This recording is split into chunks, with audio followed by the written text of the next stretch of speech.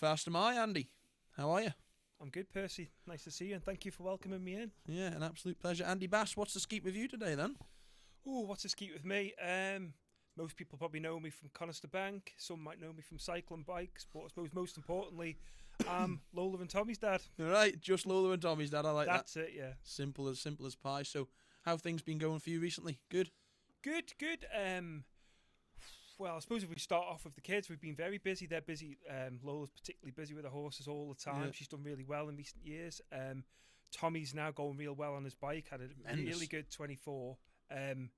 Won 51 bike races across all disciplines, across road, mountain, track. So we did really, really well. Yeah. And that takes up a lot of your time. I know you've got a cycling background as well once upon a time. And I'm no stranger to the cafe on the boat, put it that way.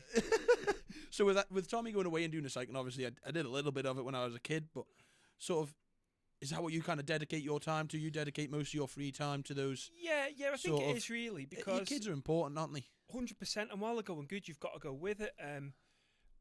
Me and Tommy's mum Catherine helped. You know, when Lola was doing the horses, we made sure that she got every opportunity she had to do well, to get to where she needed to go to. You know, pushed ourselves hard for that. Yeah. And now I suppose the same is, it's Tommy's turn. Yeah. He deserves an opportunity, so you kind of go with it, and it's taken us all over the place. So we're making some good memories. If we don't do anything, we've had a good laugh. Exactly, but that's the whole thing. Father and son sort of relationship is important, isn't it? Definitely. Oh, we put some miles on the van. That's the worst part of it.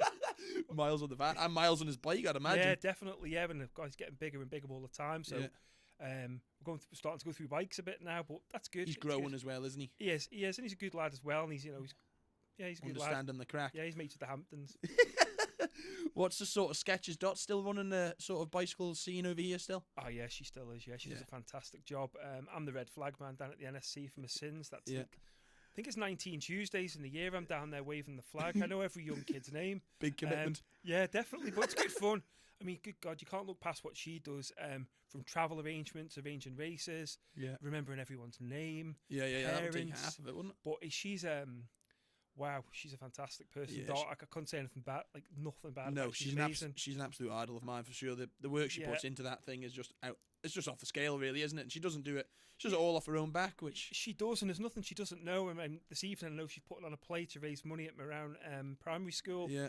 Which I'm supposed to be going to after this, but let's just see how that goes. Keep the clock going then. Hey? We're supposed to start at 7:30, so we keep this going till about 9. I won't have to be there. Ideal. We might get a couple of pints later then, eh? Cheers, mate. Yeah, no, fucking there. So anyway, Tommy with his racing, go away a lot. Is that sort of, obviously that's your time, but is that what you call your hobby as well? Well, no. I suppose it is to a certain extent, and you end up helping. You know, there's a lot of people coming through the ranks, and a lot of go out in terms of like the parents who have the knowledge. So I'm kind of in this situation at the moment where I know where we're going, I know what we're doing, I know how to set up when we get there. So and there's parents coming through who are probably bouncing off me. So it is, but my hobby's still cycling because I need to keep fit for myself. So I do still cycle quite a lot, albeit on the flat to the south past here. Yeah. And I go to CrossFit as well, so I'm quite into the CrossFit. That's good. It's good because I'm from originally from like a team sport background. I always played for St. George's, played football, had 14 of us on a Saturday. I was probably the 14th. Yeah. And that's something you miss when you go doing a sport on your own, because you haven't got those people to bounce off, that team camaraderie. Okay, when you start riding in groups, it's good fun and you ride out with a lot of mates, but I'm still pretty competitive. I kind of like being like that. So what sort of benefits do you get out of doing this sport? Out of doing sports, you seem like obviously you've done lots. Gosh, I could talk about this all day, but I mean, everyone's different. You've had a big day at work, whether you're out on the track, they're in the office, doing whatever you do. But there's nothing better than jumping on a push bike or doing some exercise at the end of the day, if that's your time, and it clears your head. You have some good thoughts when you're out doing your sports. You rationalise things. It gives you something to think about. You think about things from a different perspective. Yeah. You perhaps have different ideas for the next day. Yeah. So, I take a lot from it. I mean, I'm still trying to go as hard as I can and blow my brains out in the shortest time possible, which is getting shorter. Yeah. But no, I think that for anybody, sport is a really good thing for mental health, definitely, without a shadow of a doubt.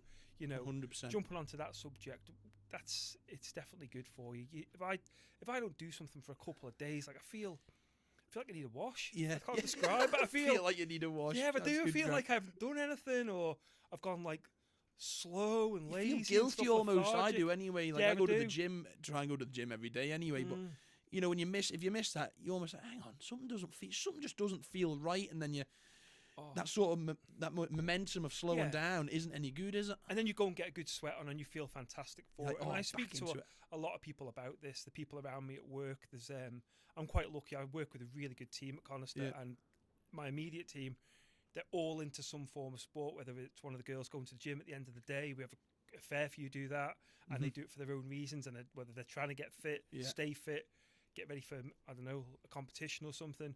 And then I've got some real good sports people around me as well. You know, Lee Gale from football, cycling, whatever else he decides. Sean Kelly from the North is just good at any sport he does. Yeah. Andrew Moody, he's a really good footballer. He's the manager of Russian now. Right. And Tom Charmer, who was a top footballer for Castletown, and all the Charmers are good at sports. Yeah, so, they're natural, aren't they? Yeah, and all these people kind of like, when they've got a sporting background, I do feel like they're self-motivated.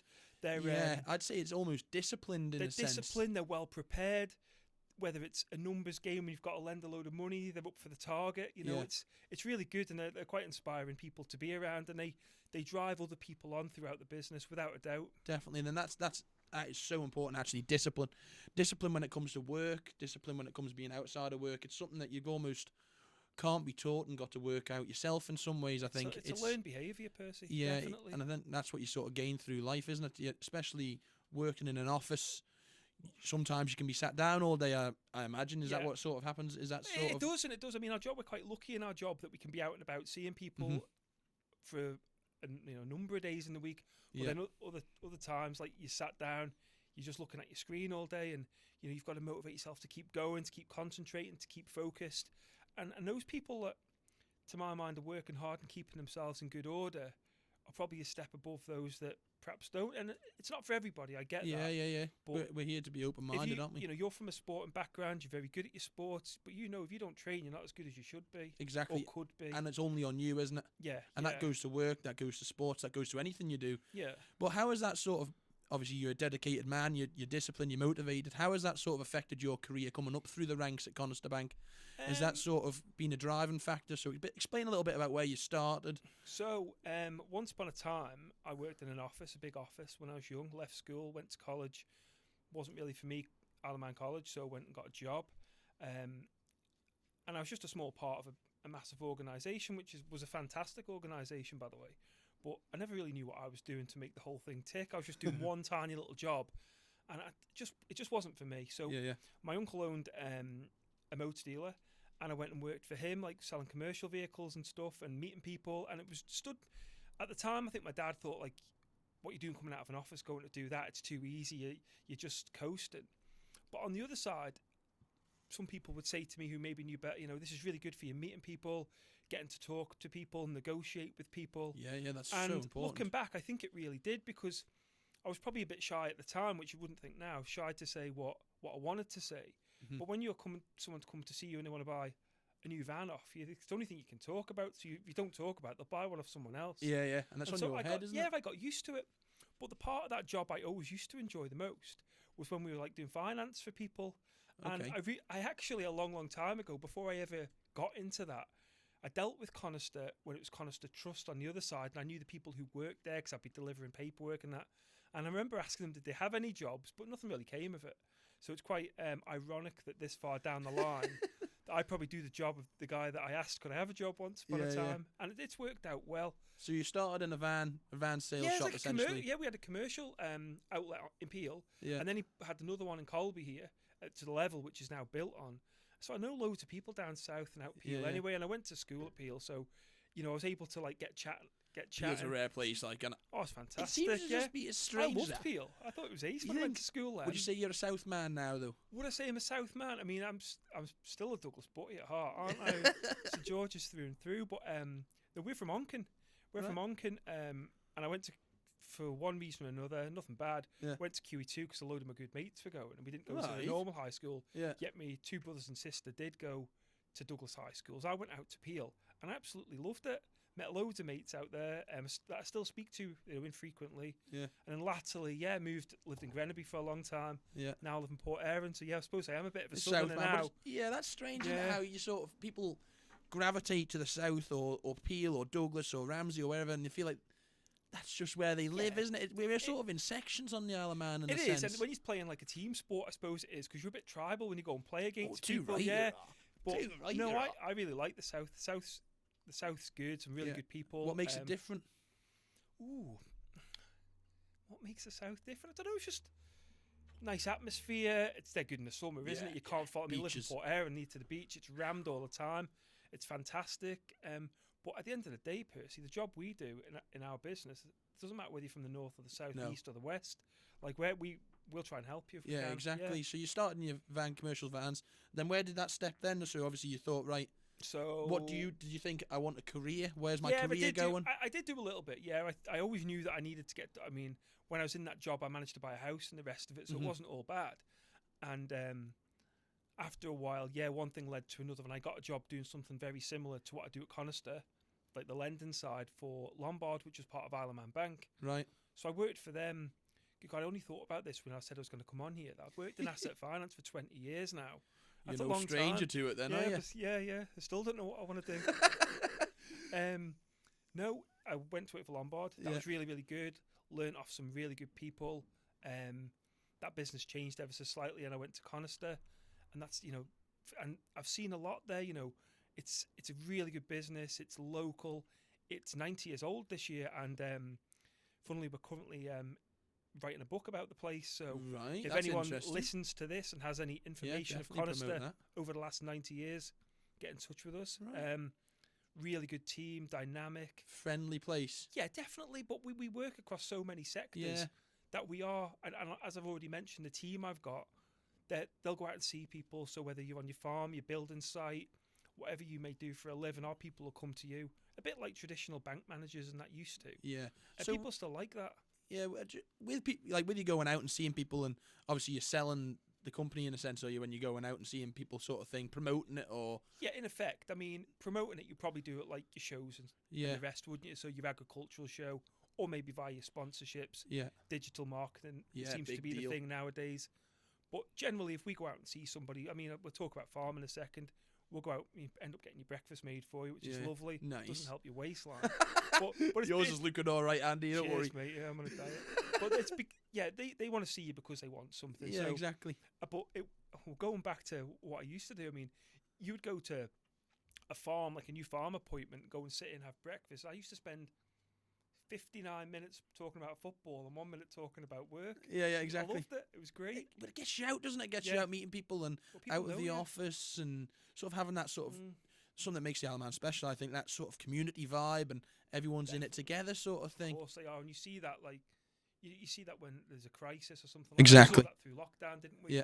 People bought local. Gelled together. I wish they carried on doing that. Yeah, I do. Buying local is a strange situation, really, because the opportunity's there, but not everybody can be in that sort of situation to be able to buy it financially, and I think that comes from price of Manx products sometimes being dearer than British-made products, and I think that, sadly, Tesco's taken over ShopRite has kind of completely, for the moment, killed that off. I think it has. I think it's hurt some people. Well, a number of people. There's other people who've managed to get themselves in there, like Miles from Noah, who's a good friend of mine. He worked really hard.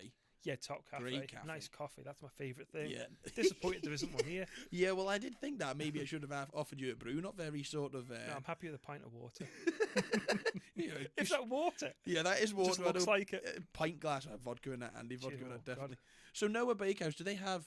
They have a bar there, though, don't they? Yeah, they do now. Yeah, the new place at the Peveril building opposite the sea terminal. But Miles has done really well. He's a school friend of mine. Yeah. And we kind of...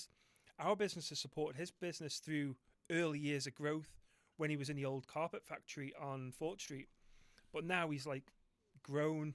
He's in many shops across the island. He got himself in the ShopRites. Then he got himself in Tesco. How would he have done that? Tesco's just good. He's obviously a good negotiator. Yeah. Let's get one thing straight: the product must be good. Well, if you're going to get unless nice the product meets the standards, you wouldn't be in there. So there are opportunities, and there's probably more that I don't know about. So it's unfair to talk.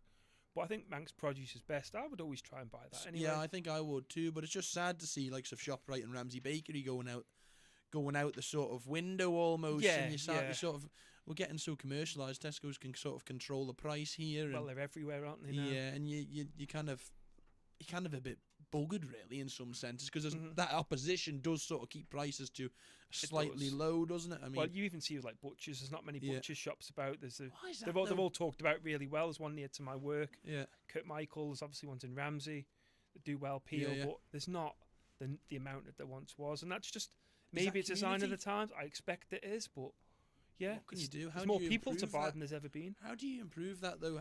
What has to come? Obviously, you used to banding people together and sort of... It's mindset, isn't it? I think I always talk about lockdown because I think we did a good job in lockdown in terms of keeping our people safe. I do too. But we as a business did very well trading. Yeah. And I think local producers did very well. You know, Kev with the spuds like that down near to here. Yeah. He was flat out. Exactly. Flat out, and yet when it stopped, people change their mindsets. But strange. And I think that's something that can come from these sort of conversations and highlighting that, you know, it's not necessarily an issue, but there's certainly an opportunity for someone there with a bit of nous, likes of your pal, to start something local and dive himself in there and definitely go get it. It's a big risk, isn't it? Go get it.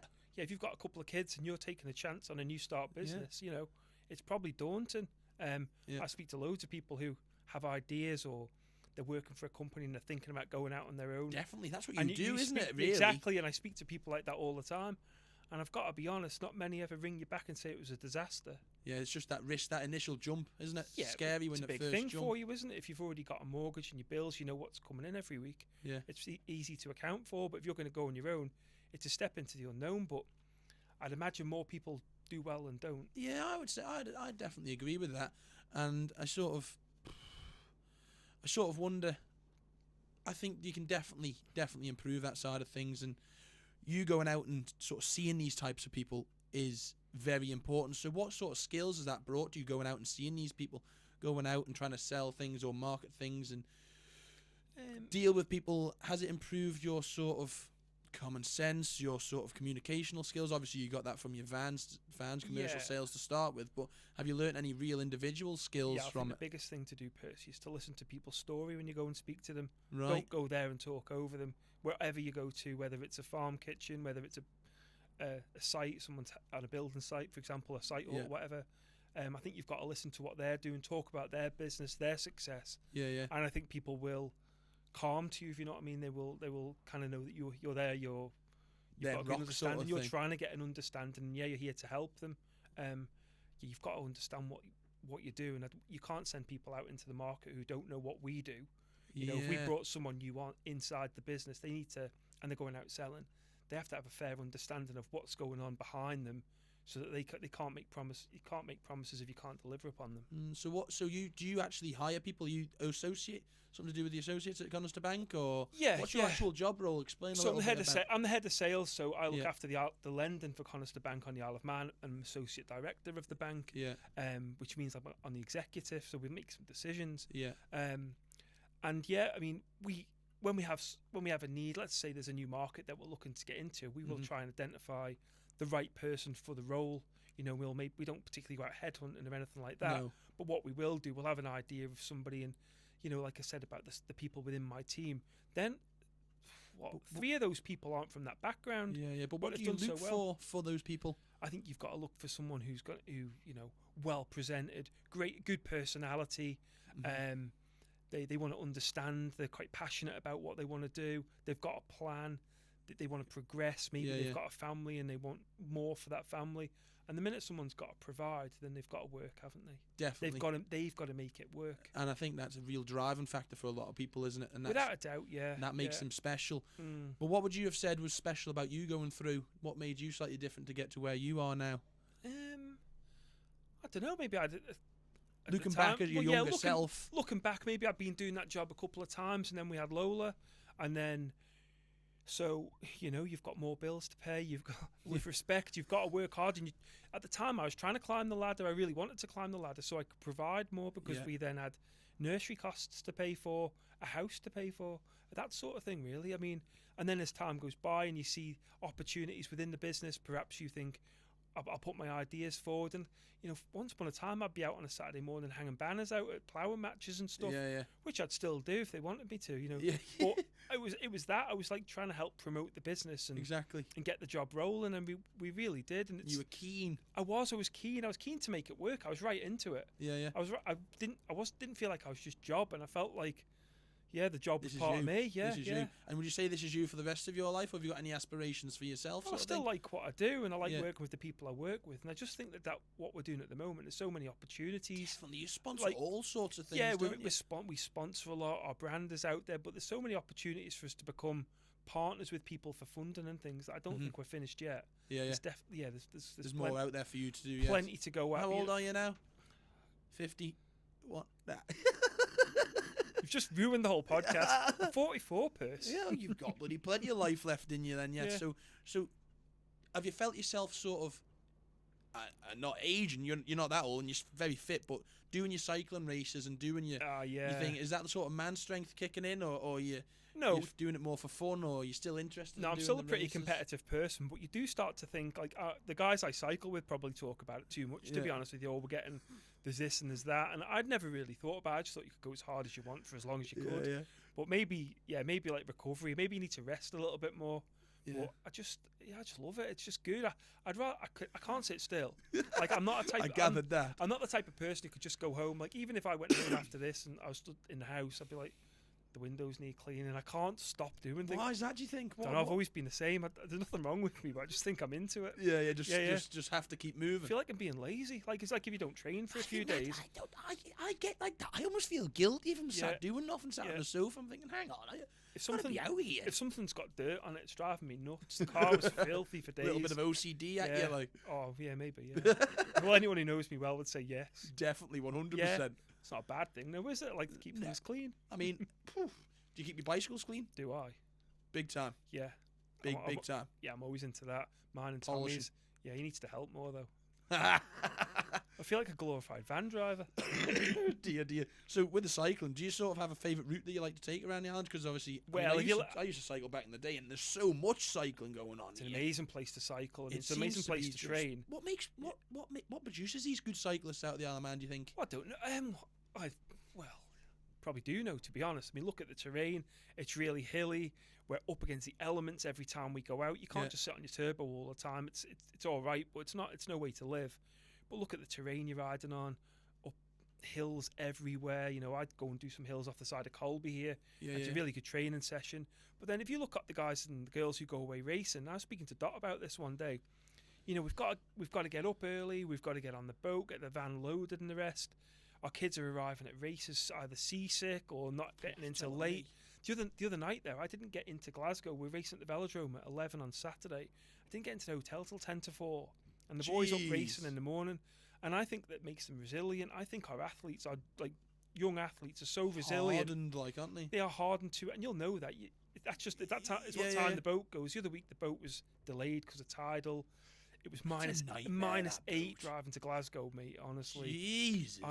I was a bit, and the outside lane was like glazed. I was thinking, I don't need this in my life. Yeah, not in the L van if she's got a few thousand miles on the clock. She's not that heavy. Don't put her down. Do you like Glasgow?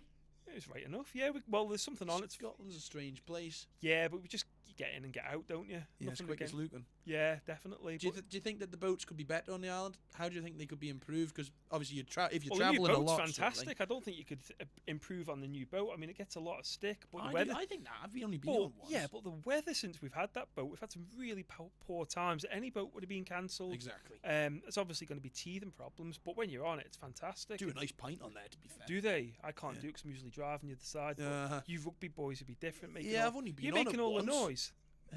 You boys. Piss off. I mean, it seems like a nice ship. What can you do? I mean, the boat takes as long as the boat takes. You knew it before you got on it, so there's no point moaning about it. No, I sometimes wonder if we should have a tunnel to England. Get your shovel out then, Perce. Get me snorkel on. God, we need a bit of money off Alf for that, wouldn't we? Get a bit of snorkel on and get a tunnel dug under there. It'd be much quicker. I could name it after you. Ooh, I like that idea.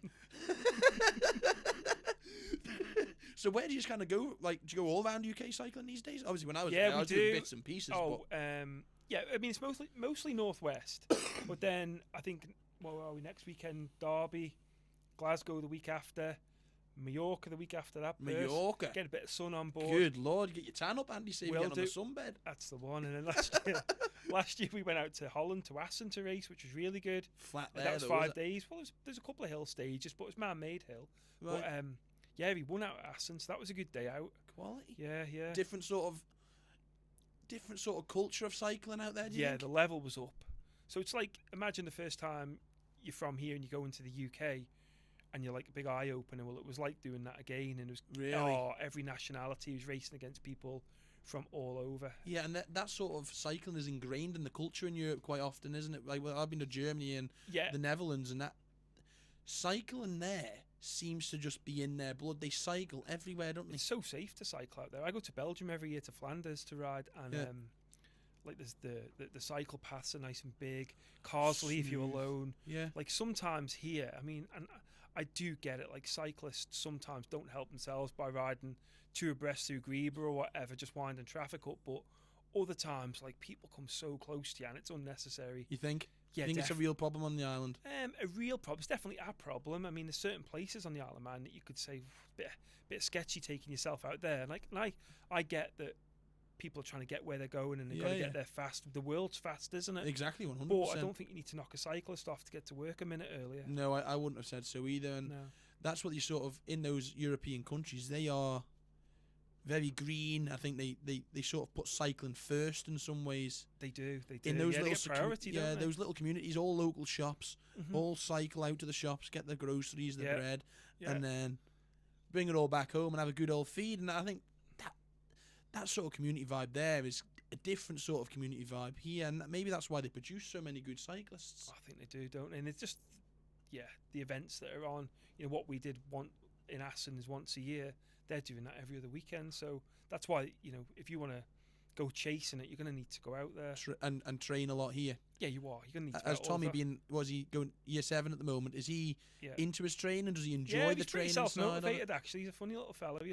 He'll go out on his own. He's found his sort of. He absolutely loves it. I mean, he's got into rugby at high school as well, and Mr. Caldwell down at Castle Russian's been very good. I got mixed up between KWC. Oh, don't be doing that. That's where Lola went. Good Lord. But Mr. Caldwell seems to think Tommy's quite good at rugby. He's a big, strong thing. Yeah. But Mr. Caldwell's going to have to understand that cycling comes before rugby, sir. Yeah. Yes, sir. Yes, sir. No, that's interesting because as a young fella, it keeps him on the sort of straight and narrow, doesn't it? Yeah, definitely disciplined. Knows he's got if he wants to be competitive, he's going to need to be fit. Did football keep you on the straight and narrow, do you think? Yeah, it did. I mean, my dad was the football manager, so I didn't have much choice. We were living it and breathing it. It was, training 2 or 3 times a week from memory. Jesus, how old? How old? I played for St. George's forever, since I was probably like, good God, 9, 10, all the way through. And it's probably stopped. I think I've been stopped football about 10 years now. I just decided. Completely? Yeah, I just decided one day I was crap and I didn't want to play anymore. Yeah. Yeah, it was passing me by. I was playing up at Glencountry Road one day thinking, what am I doing here? Like, I wasn't enjoying it. I wasn't any good anymore. I'd done my cruise ship, come back from it, and it just took too long. But I had some of the best days playing football. Like good laughs on the beers afterwards? We memories had memories. The team was very successful as well, which is good. But like the social, the mates I made through it. Yeah. The people coming into the club, you meet different people. Definitely. You must miss the social side a little bit. The social side was very good, but I don't know if it's what it was anyway, to be honest with you. Just hearing my 2 brothers are still playing, and they'll probably tell you it's not quite what it was. So I think I was part of, I don't know, through like the 2000s and that. Probably part of a really good era where people would be out on the quay on a Friday. It should be a Saturday, shouldn't it? Maybe we're in Jefferson's on a Friday. Yeah, maybe. But it'd be along the quay. It'd be rammed all different clubs, but it was a bit territorial, but it was still quite a good laugh. It's all you'd ever talk about from one pub to the next. How did you get on today? How did you score? Did you do this? Did you do that? Yeah. Do you have an opinion of the FC Isle of Man? Like, do you think that's a good movement for the Isle of Man if you're into your football? Well, my dad was a manager of FC Isle of Man, and I used to go and watch. I've never been since, but it can't be a bad thing. It's given people opportunities to play at another level. Get them out there, sort of thing. Yeah, it's given this so-called best players that have been selected the opportunity to go and play at a higher level across the county and stuff. So yeah, it can't be a bad thing. Very important. I know when my dad was the manager, they had some really big games here. They got a promotion. They won a cup. Yeah. I think they had God, I could be slightly wrong, but I think they had 3,000 people down the bowl one day, Jesus. and you couldn't get tickets anymore. Wow. And I know the team's upper league now. I think they got promoted when he was manager. They're upper league now, and they kind of hover between the middle and the playoffs, and that's good. That's good. I think that's some good lads involved in that. The Isle of Man sport does obviously have the difficulty of going away every weekend or every other weekend to play against a higher standard, and I do try and pick people's brains sometimes, just day to day, on how sort of we can make that any easier. Well, I don't know how you can make For it any easier. sportsman on the Isle of Man. Obviously, you're very into it, but it's just how on earth can we sort of progress that? Well, if you look at the make rugby, things which easier? you're from, I mean, there was at once upon a time, and I'm not so in touch with it now, but there was not 3 clubs going away every weekend. Now, that's a lot, isn't it? Exactly, it is a Is lot. that, and it's is that too expensive much? too. Is that stifling it? We have the football going away all the time. The cyclists are away. But the fact of the matter is, Percy, that we are, as long as, we're not going to get any bigger, the Isle of Man, are we? No. As long as it is and as wide as it is. And if you want to get better and improve, then you need to be at a higher standard in whatever you're doing, by the way. Yeah. And that is being across. 100%. You will get spotted if you're playing well across, and you might get a chance to progress a career. There's some good people like Phil Kringle and that who's done really well. Get spotted, don't you? And they're like of course special you do, people. but he's not going to get spotted down Poulsen Look Park. at Cavendish there.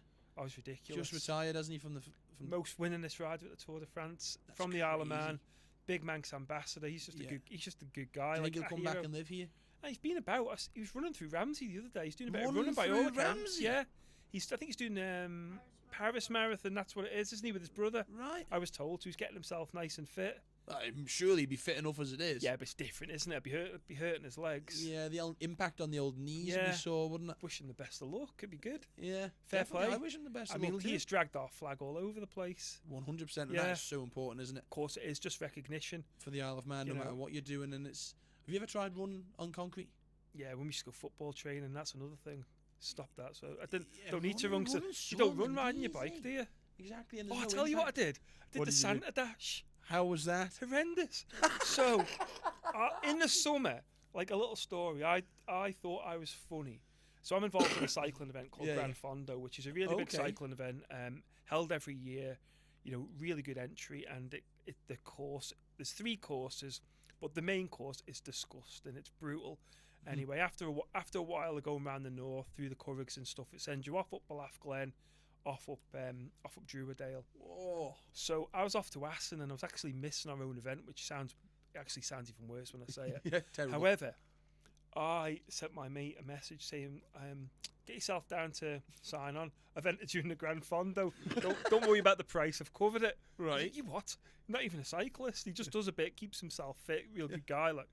Anyway, I said, "You've got to do it, mate." So he went along, and I said, just to be clear, when you're going up Druidale, I said, "Kyle, when you're going up Druidale and you see the cattle grade," he's like, "Yeah." I said, "You're not halfway up. Enjoy and put the phone down." Quality. So he went and did it, and they're ringing me up on the way because we were in Holland, and he's like, "You are there." And I was like, thinking I was funny. Yeah. Anyway, came to my birthday this year. I didn't think anything of it, and I met him for a coffee in Starbucks.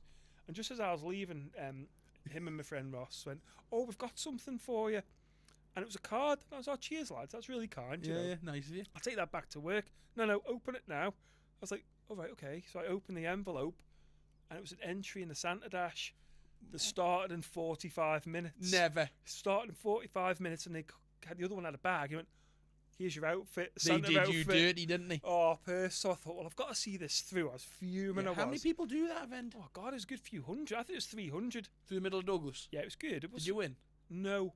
But That's disappointing, but- Andy. I'd have but thought better of you, mate. I've I'd have got- thought better of you, Yeah, I mate. did start too close to the back with my little nephew was there. Yeah. So I thought, I'm not too embarrassed because my nephew's there. And I realised running down Prospect Hill, I'm going to need to get a move on here, mate. So I was like, "Stan, I'll see you later." Got myself going.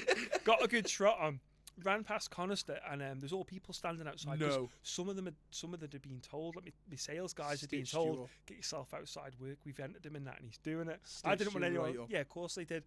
So I got a good stride on going along the prom there by Jack's. Right. Thought I was going real well, and the next minute I could hear this like whooshing noise next to me, and some fella dressed in a plastic bag overtook me. I was Never. fuming. Honestly, mate, I was absolutely fuming. You thought, had a little look at yourself and thought, I thought I was going well. I was just like picking them off one by one. Some fella went past me in some red sort of plastic effort. Yeah, God. exactly. And the hill back up to government offices was steeper than I thought, actually. Yeah, well, if you don't run, I can imagine that you probably started off sprinting hell for leather once you got to the bottom of Prosper's Well, Tail. once I got along the prom, I thought I'm going to get a bit of a move on here. How long is it? Oh, I don't know. It's about, it's not far. It's a mile and a half. It wasn't far. And you were buggered? Mate, it wasn't that I was buggered. I didn't obviously warm up. It was people stretching before it, dressed as Santa in Lycra. I was like, are you for real, mate? And the fellas and the women at the front are like proper Island Games type of athletes. Like, what are they doing? And there's you. Honestly, when I came round and the corner at too, Prospect, aren't you? Yeah, when I got round by Colburn's, they were going round by RBS at the end or by Lloyd's now. Oh no! I was thinking, you guys, you've done your over. This isn't a Santa. So what did you give the boys? Fingers on the way past? Yeah, just a bit. Yeah, I did actually. That's a good story. They loved it though, and then I don't know what happened, but went back in the bit at the end where you get changed, and I thought, I can't be bothered getting changed. I'll get a shower at work, and somehow found myself walking down Prospect Hill, the only person dressed as Santa, so I was mortified. Looking like a tit. Yes. And I ripped my pants. And they were, Oh, great. Yeah, bit of a free airflow. It was indeed. It kept me cool like a radiator. So under the Grand Fondo organisation, I didn't actually realise you had such a big thing in that. How has that sort of developed throughout the years? Oh, well, it's 10 years old. It's actually the last year of Grand Fondo as we know it in 25. Okay. It's become part of like the world governing body for Grand Fondos. What is it, Grand Fondo? Sorry. Oh, so it's a huge mass participation event where you can participation cycling event where you can qualify for it's like a World Series. Oh. So we got ourselves part of the World Series. Okay. It's just the Grand Fondo here is absolutely brutal. Of course. There's I'm trying to think how many entries we had, but like in excess of 1,000 entries.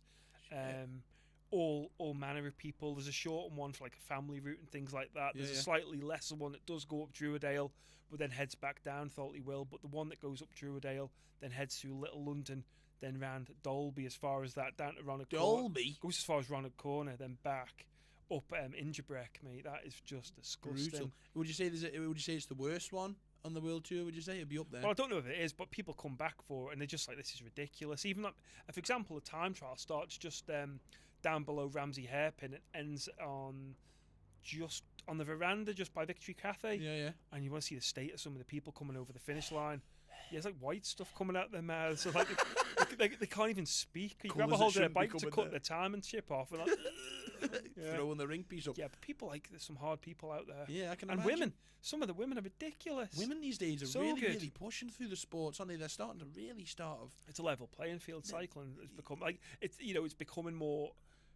Not a level playing field, but a lot more acceptable, and they're getting the same rights and things like that. Definitely. Even if you look at the football, you see, and you'll know from the rugby through Isla, she's getting good chances as well. And that's so important for women because it gives them that bit of drive, like we were saying before, drive to do it, isn't it? For women's definitely. sports? It's not all for nothing, is it? And there's like some fantastic sports and women the out there. Football on the island for women is getting up. The rugby on the island is getting up for Vegas. Yeah, it's doing well. But back onto the Grand Fondo.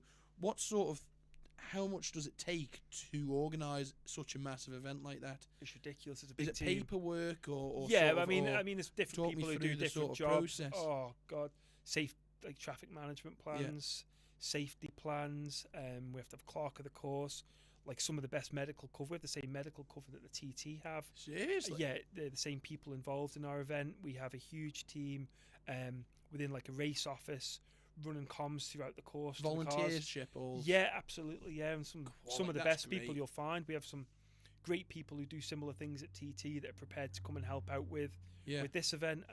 That's great. And you make some good friends doing stuff like that, and the professionalism of people like Lizzie Convig. I don't want to just name Lizzie because it's unfair because there's so many. Yeah, exactly. But like when they're in the zone on their job, like that's it. Yeah, dialed in. Yeah, dialed in. Dialed.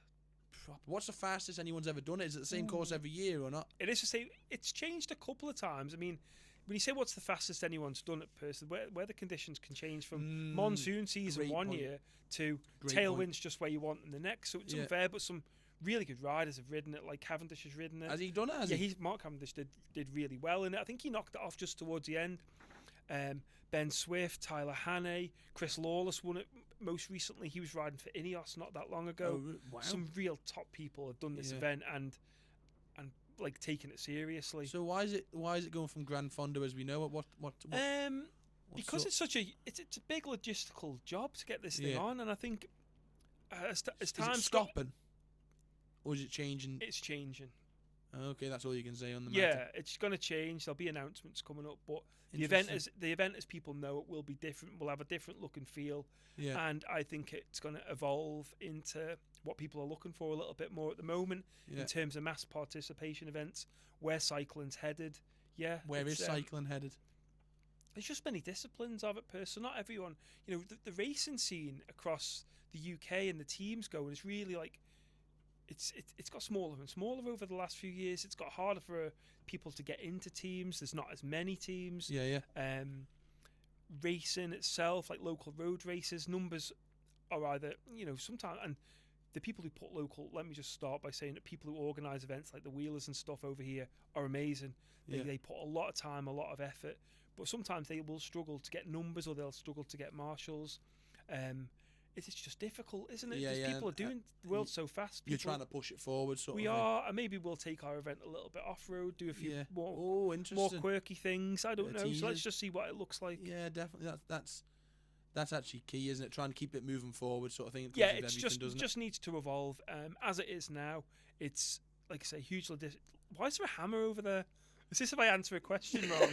Just in case Herb throws it at you. There's a claw hammer on the desk. Everybody seems a strange prop. Just in case you start kicking off or something here, and he starts flipping naked or something. You never know with you. Yeah. What stock got you doing then at Moran? Have you got any idea? I'm not sure, to be honest with you, but just we had this today, and then tonight it was supposed to be going down there to watch, to support, because she's raising money for local cycling. And then I said, we're not going to make it. I'm with Percy tonight. And they said, well, you better make it because she's got something for you. So God knows. Uh-oh. But even when we have the Christmas do, she just hammers me every time. Yeah, Dot Tilby. There's just one thing after another, whether it's my jeans are too tight. Yeah, or, Andy, I was thinking that before. They look like they've been painted on. They're black what legs, is going on there?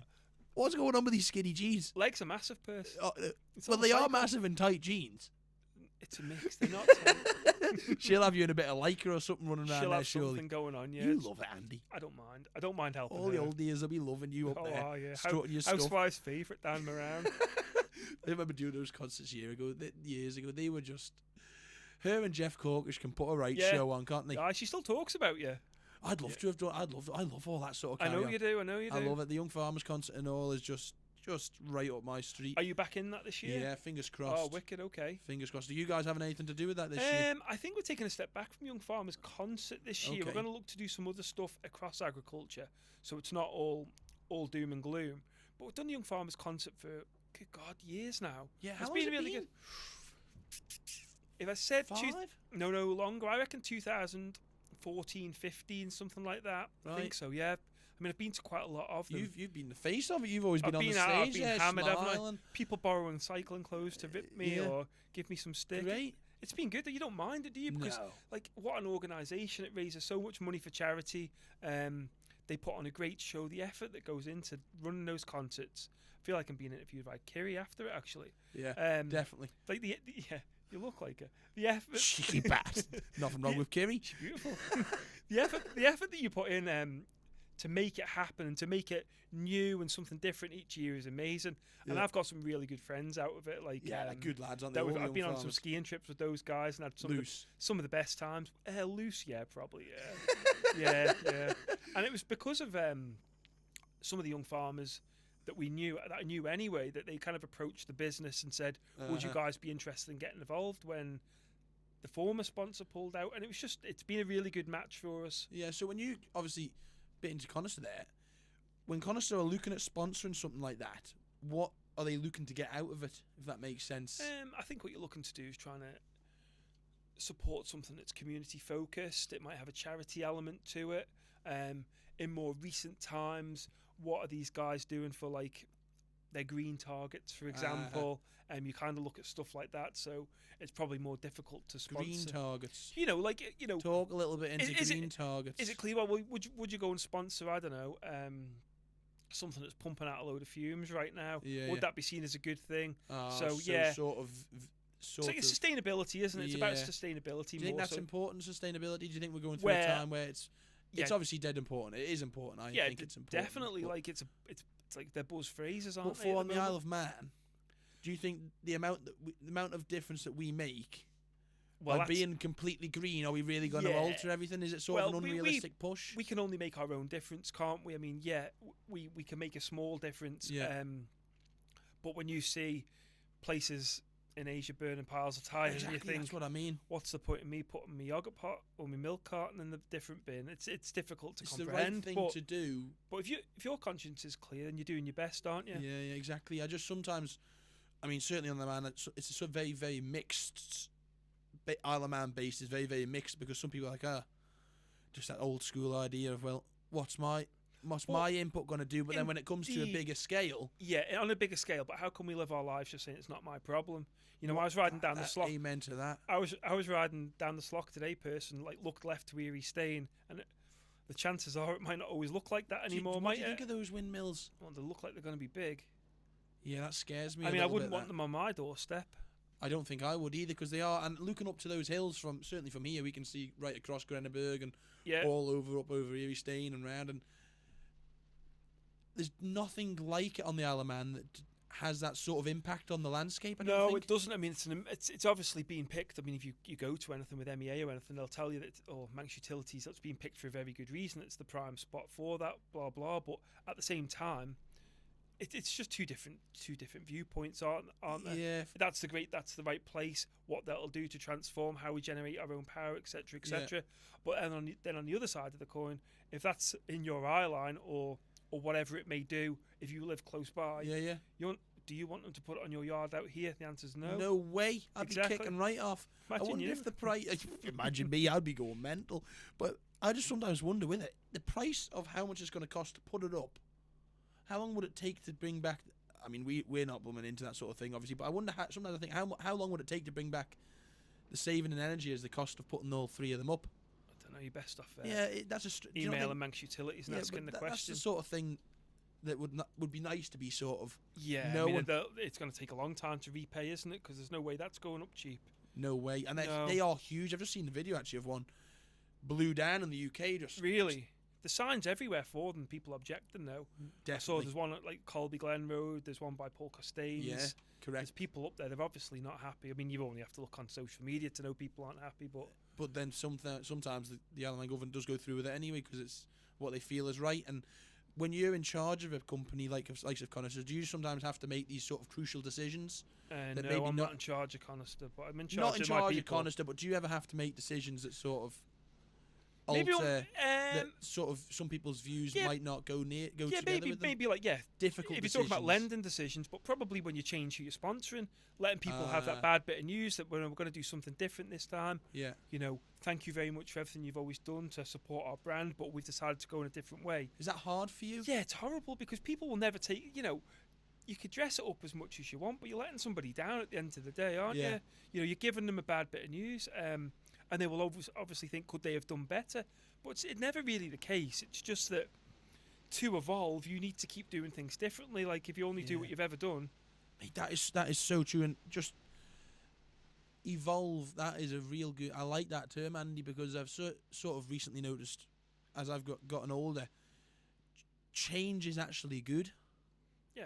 And on the Isle of Man, sometimes I feel like people are sort of stuck in this sort of but that'll change. Always be the way, Percy. That was the same way when I was your age. Exactly, but why do you think that is? Why do you think the Isle of Man's sort of stuck in this wanting to stay where it is because we sort do of have thing? that bit of siege mentality here, don't they? Where it's us against the world at times, and perhaps people just prefer it the way it is because they're used to it. I mean, once upon a time in our business, when we changed from giving out checks to people to paying money digitally into their bank, electronically into their bank account, that was a tough message. Was that a big change? It was a huge change because people I don't look in my bank. I'm not looking in my bank every day to check. Yeah. But they would prefer to have a handheld, paper check. Did it affect the business? Like, did you have to change it did a little bit. I think at the time it was probably negative, but now unless you do that, you're not fast enough. Has that changed the banking system completely? Has that changed the whole, revolutionised the banking system? Yeah, because people are getting their money the same day. Yeah. You know, the way very quickly, and not to talk about lending too much, but you can apply for finance 24/7 with Conister, and you could be paid, Monday, Saturday night. The money could be in your bank on Monday. If you took a check into your bank, it wouldn't be paid in on Monday. That's revolutionary, really, isn't it? It is, and things will keep moving forward. And then, when that first came out, you didn't have online lending. Now you've got online lending, e-signature. You don't even need to use a pen. Like, it's all changing. Everything's always moving forward. But if you don't do it, somebody else will, and you will lose out to them. And it's almost a race in some senses. Yeah. So I've seen in the media and I listened to quite a few podcasts, and a question I did sort of want to ask you. Banking is not my thing at all, but I have heard a lot of news about this centralised banking system and that everybody should merge into one thing, and everyone's money gets tracked and things like that. Do you think that would ever be I don't know, I just wanted to ask somebody who's had something to do with banking. Do you think that would be a good move? Obviously not for Conister, but do you understand what I'm getting at? Yeah, I mean, that's a tough question to answer. I mean, I prefer it the way it is now, and I've just said everything should change. Yeah. But I think for us, the benefits to being run the way we are, operating the way we are, makes us nimble, able to make quick decisions. Yeah. And be able to turn on a sixpence. If you're part, my only concern would be if you're part of a huge organisation. Yeah, that's what I'm trying to say. Everything takes that much longer. Excuse me. To turn, it's like having a big tanker in the harbour. If you're a little dinghy, you can turn around nice and quick. Yeah. If you're a big tanker, it'll take you all day to turn around. Definitely. And if you want to make decisions, adapt to market changes quickly, and stay at the front, I think being nimble's better. Smaller. 100%. And then we've been going on. I think we've had a really good conversation today, Andy. What would you sort of, looking back, obviously once again, as a young fella myself, would you give any advice to your younger self as you're coming up through likes of the banking trade or any sort of trade? Is there anything you would sort of... Yeah, believe in yourself, Percy. Believe in yourself. Don't doubt yourself. Yeah. Never doubt yourself. Have confidence in what you're doing. Someone like you, who could be whatever they want it to be, should just pick something and go at it, because you'll be good at whatever you do. Yeah, that's really interesting. People, and I do too, but self-doubt will only slow you up. It'll only make you talk yourself out of doing something. Yeah, because none of us would amount to anything if we had so much self-doubt. Yeah, because I feel like young people on the Isle of Man need that sort of drive and that sort of, like you're saying there, that sort of, don't doubt yourself, believe in yourself and have a crack at it. I mean, the amount of people, just going back, on a work side, the amount of people who are working for someone who doubt that they should go out on their own, but then they do go out and start their own little business, and then they thrive from there and do real well. You see it in agriculture where people, go and buy a bit of their own equipment and go out contracting and tend to do pretty well at it, albeit it's getting harder and harder in that sector. But at least they're having a go.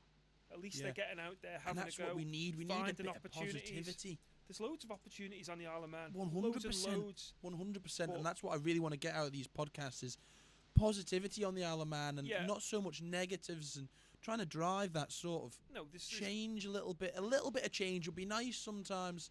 This is a great place to be. Forward. I just feel like that's really what I want.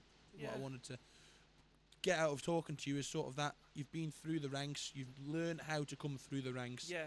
That rain is terrible. You hear it is. that? I just think I haven't got a Conister umbrella with me. I'll cuddle you on the way out, Andy. Cheers, don't worry. Chris. So at the end of these podcasts, we always do a question. I feel like this is a good time to sort of nearly wrap it up. Go on.